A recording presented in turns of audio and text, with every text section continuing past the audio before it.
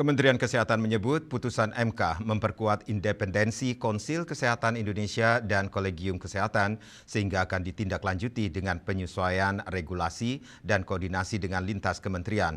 Direktur Jenderal Sumber Daya Manusia Kesehatan Yuli Varianti mengatakan pihaknya akan terus berkoordinasi dengan para stakeholder untuk mengkaji sejumlah hal yang akan diperbaiki.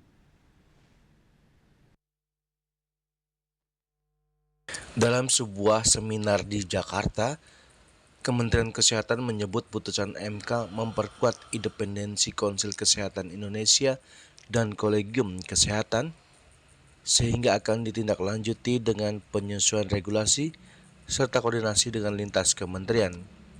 Direktur Jenderal Sumber Daya Manusia Kesehatan Yuli Varianti mengatakan bersama pihak terkait seperti Kementerian Koordinator Bidang Hukum, Hak Asasi Manusia, Imigrasi dan Pemasyarakatan, Kementerian Koordinator Bidang Pembangunan Manusia dan Kebudayaan, Kementerian Keuangan tengah mengkaji sejumlah hal yang akan diperbaiki. Ia juga mengatakan kolegium pada saat amar putusan MK dibacakan ini sudah clear dan tidak bisa diutak-atik dan berlaku. Karena kolegium saat ini sudah dilakukan berdasarkan dengan aturan yang berlaku.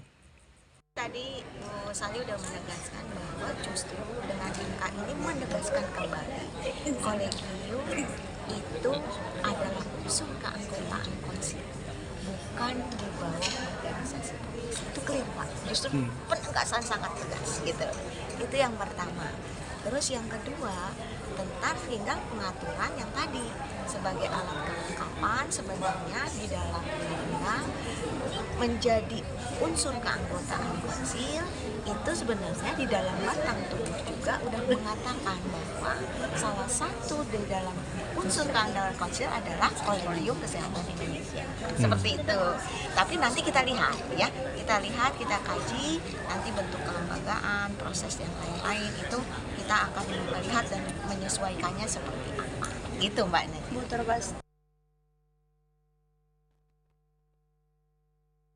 Dari Jakarta, Julius Suhata dan Ketut Sumadiasa melaporkan.